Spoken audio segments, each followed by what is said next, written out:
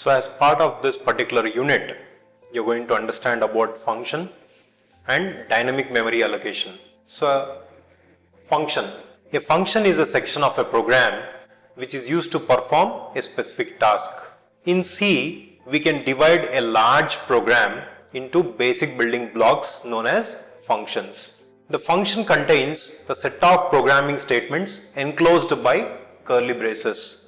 That is, we call it as a group of compound statements. A function can be called multiple times to provide reusability and modularity to the C program. In other words, we can say that the collection of functions create a program. That is, the function is also known as procedure or subroutine in other programming languages. And in some programming languages, we also call it as a method. Types of functions. There are two types of functions in C programming. One is library functions and the other one is user-defined functions. So library functions are the functions which are declared in header files, and they are inbuilt functions like printf, scanf, gets, puts, ceil, floor. So all those different kinds of library functions which are inbuilt. And coming to the user-defined functions, user-defined functions are the functions which are created by the C programmers so that he or she can use it many times. It also reduces the complexity of a big program and optimizes the code.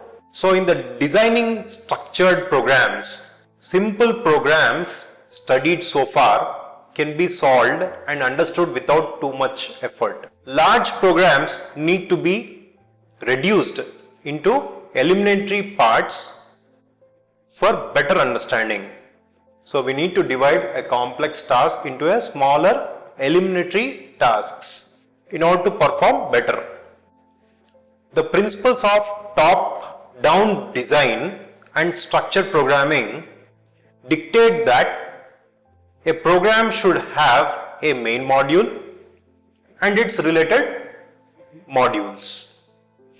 Each module can be further divided into sub-modules, breaking a complex problem into smaller parts. So this is also known as factoring. So let us see the hierarchy of modularization. So we have one main module.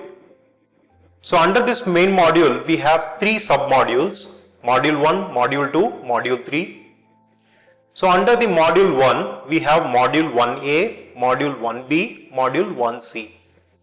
Under the second module, we have module 2A. Under the third module, we have module 3A and module 3B. So module 1, 2, 3 are the sub-modules of main module. Module 1A, 1B, 1C are sub-modules of module 1. Module 2A is the sub-module of module 2. Module 3A, 3B are the sub-modules of module 3. So this is how the hierarchy of modularization we can do it. Modularization example.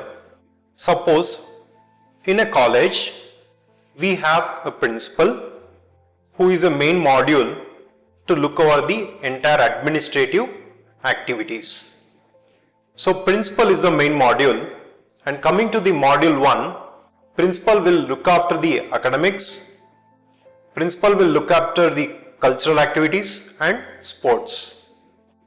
So in academics, he is going to check whether the student's performance can be given with a quiz, that is, a quiz is one module, or the better presentation should be given to the aspirants.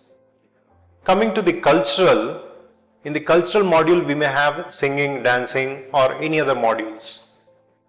Next, in the sports there are cricket, volleyball, the different sports. So all these are maintained and monitored by the main module called principal. So as part of the college, so these are the different functionalities which we can divide, and each and every function can be processed on its own. So the success of the principal lies upon the success of individual modules. So this is also called as the modularization. So in any application development, we also use this modularization technique. So in a MNC company, a project can be divided into subparts and it can be given in the different geographical locations. So one person working from one location and the other person working from the different location. All the entire work can be integrated and final application can be developed using functions. Now let us see some of the advantages of functions. So there are some advantages of the functions. They are, by using functions, we can avoid rewriting same logic or code again and again in the program, which means we can reduce the number of lines of the code. We call C functions any number of times in a program and from any place in the program. We can call and we can see from any place. We can track a large C program easily when it is divided into multiple functions. Reusability is the main achievement as part of this C functions.